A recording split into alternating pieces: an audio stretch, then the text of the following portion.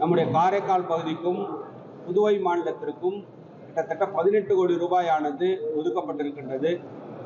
அதன் அடிப்படையிலே நம்முடைய காரைக்கால் மாவட்டத்திற்கு 9.5 கோடி அளவிற்கு நம்முடைய ஓடுதள பாதை சிந்தட்டிக் ட்ராக் அமைப்பதற்கான அந்த 9.5 கோடி ரூபாய்க்கானது ஒப்பந்த புள்ளி கோரப்பட்டு இன்றைக்கு மாண்புமிகு மத்திய அமைச்சர், மாண்புமிகு துணைநிலை ஆளுநர், சட்டப்பேரவையுடைய தலைவர் உள்ளிட்ட அனைத்து நிர்வாகிகளும் இன்றைக்கு அனைத்து தலைவர்களும் ஒன்றிணைந்து அதற்கான பூமி பூஜை நடைபெற இருக்கின்றது.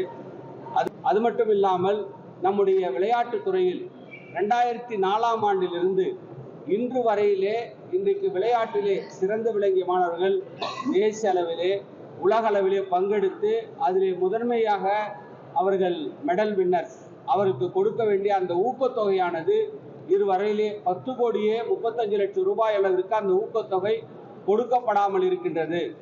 இந்த ஊக்கத்தொகையை தேசிய ஜனநாயக கூட்டணி அரசாங்கம் இன்றைக்கு அதற்கான 3 கோடி ரூபாய் நிதி ஒதுக்கி ஒரு வார காலத்திற்குள்ளாக இன்றைக்கு 240 விளையாட்டு வீரர்கள் அவர்கள் தங்களுடைய விண்ணப்பங்களை விளையாட்டுத்துறைக்கு சமர்ப்பித்திருக்கின்றார்கள்.